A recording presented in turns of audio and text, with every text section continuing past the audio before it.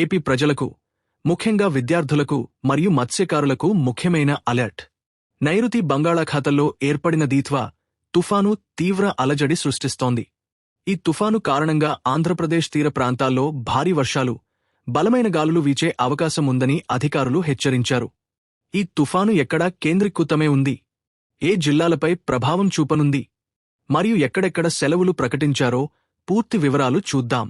ప్రస్తుతం ఈ దిత్వా తుఫాను కారైకాల్కు 100 కిలోమీటర్లు, పుదుచ్చేరికి 110 కిలోమీటర్లు, చెన్నైకి 180 కిలోమీటర్ల దూరంలో కేంద్రీకృతమే ఉంది.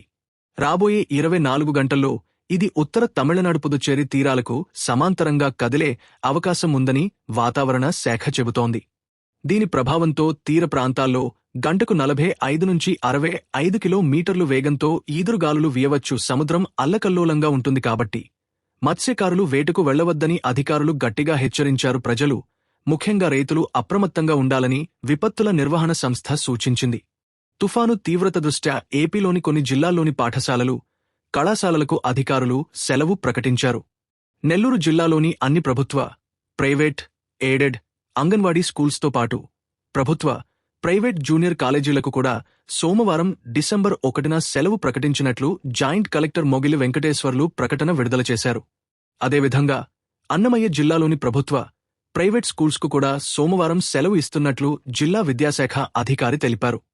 భారీ వర్షాల నేపథ్యంలో విద్యార్థులు బయటకు రాకుండా ఇళ్లలోనే సురక్షితంగా ఉండాలని అధికారులు సూచించారు. ముఖ్యంగా పిల్లలు చెరువులు, కుంటలు, కాలవలు, నదీ తీర ప్రాంతాలకు వెళ్లకుండా తల్లిదండ్రులు అప్రమత్తంగా ఉండాలి. ఇదిలా ఉంటే తమిళనాడుపై ఈ తుఫాను ప్రభావం తీవ్రంగా ఉంది. చెన్నైలో భారీ వర్షాలు కురుస్తున్నాయి. అక్కడ ఇప్పటికే ఈ వర్షాల ధాటికి 3 ప్రాణాలు కోల్పోయినట్లు అధికారులు ప్రకటించారు. ఈ ప్రాంతంలో 5వ నెంబర్ ప్రమాద హెచ్చరిక కూడా జారీ చేశారు. కాబట్టి తుఫాను ప్రభావం తగ్గే వరకు ప్రజలందరూ అప్రమత్తంగా ఉండండి. మీ జిల్లాలో సెలవులు ప్రకటించారా లేదా అనే వివరాలు ఎప్పటికప్పుడు తెలుసుకోండి. ఈ ముఖ్యమైన సమాచారాన్ని మీ స్నేహితులు మరియు బంధువులతో తప్పకుండా షేర్ చేయండి. ఇలాంటి లైవ్ అప్డేట్స్ కోసం మన ఛానల్ను సబ్స్క్రైబ్ చేసుకోండి.